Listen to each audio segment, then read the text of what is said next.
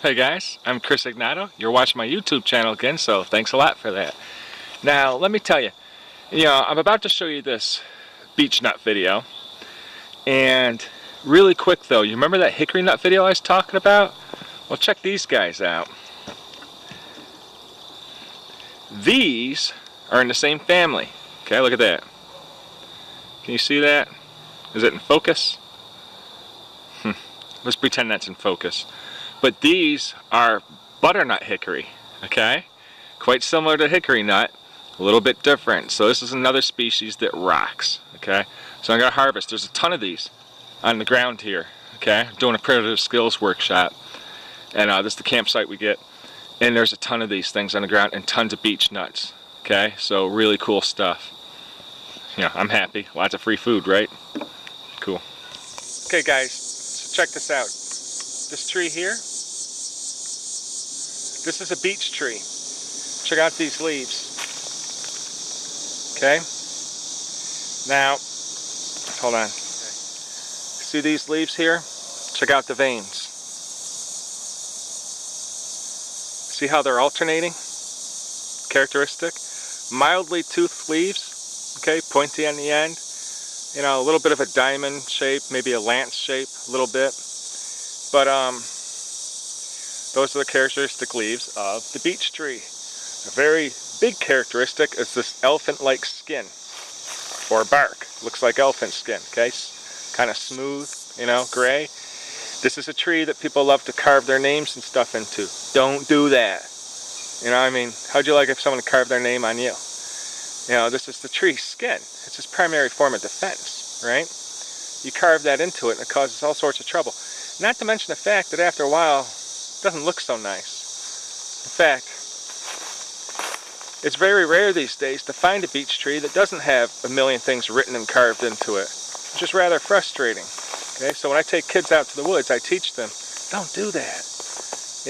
Chances are, if you carve your name,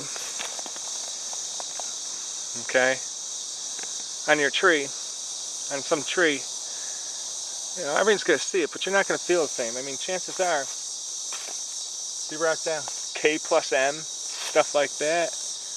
What are the odds that you're going to marry the person? Then you'd be walking down there with some other girlfriend 2 years later, and it's like, oh yeah, let's go this way instead. It just gets a little embarrassing. Think of the tree though. Look at this. Look at this bark.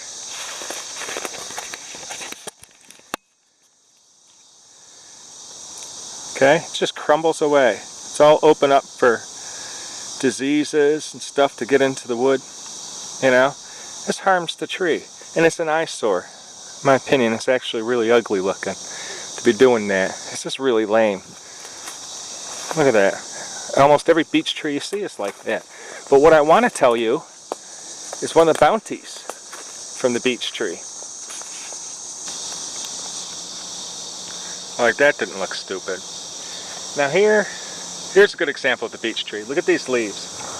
Okay? Semi-toothed. You've got those alternate veins in them. But look at these fruit. They're not ready yet.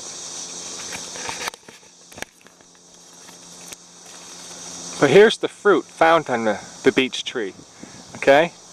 Now within these husks, see how I had to pick it? It didn't come off easily? It means it's not ripe yet. But within this is your fruit.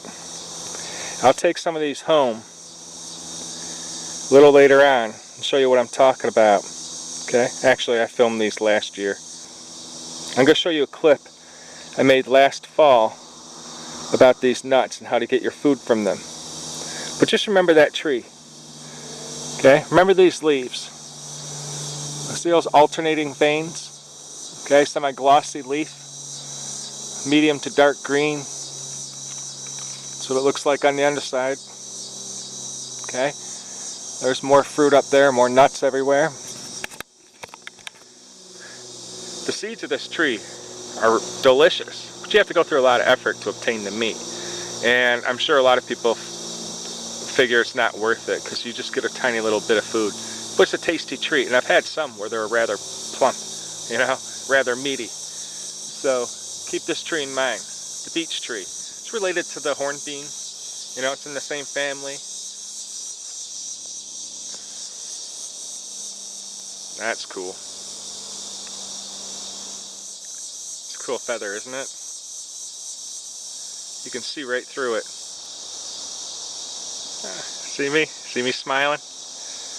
Cool stuff. I love feathers.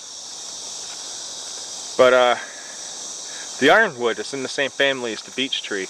Very dense wood, very hard, very heavy.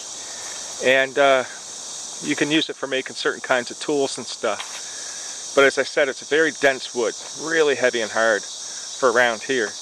And interestingly enough, when they fall on the ground, those ironwoods, or hornbeam, they rot rather quickly. Interesting.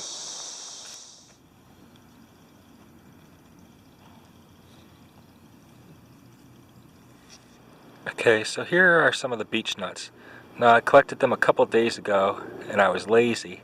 And as you can tell, they've all opened up. So you don't get to see what they look like before they open, but it's still cool that you get to see how that does half the work for you right there if you are lazy and sit on it like I did. So now I'm going to break it open. Oops. You saw how I broke it open, and inside is the little nut. It's pretty sweet, tasty. I like them a lot. The reason why you don't hear about them a lot is a lot of people don't eat them. That's all. They just don't know about it. It's not that they're not tasty or anything. And it's a bit of an effort, as you can tell. I got to get through the husk or let them dry and do it on its own. And then you got to break apart the little nutshell from the nut within. And then this is the edible part. As you see, there's a little bit of hairs, and you can just pluck the hairs off, you know, brush the hair off if you want. I usually leave the hair on it, or if there's an excessive amount, I just rub the hairs off, and then you're good to go. Real tasty, real sweet, not a lot of food, but it's a good treat. There you go, beech nuts. Real simple. Get them from beech trees by the thousands if you can get there before the birds and squirrels do. And these things, the sweet spot is like 2 nights, 2 days, you know, it doesn't last long. Either it's too soon or too late. Here you go, beech nut.